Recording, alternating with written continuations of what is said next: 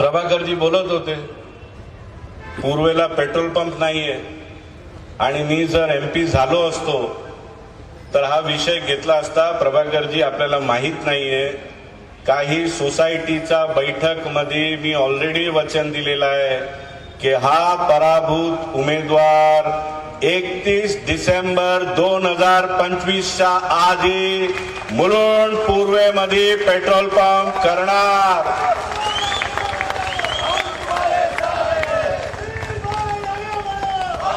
नितीन गडकरीजी आमचे नेते आहेत, त्यांच्याकडनं आम्ही शिकवण घेतली आहे. हव्यात गोळीबार आम्ही करत नाही.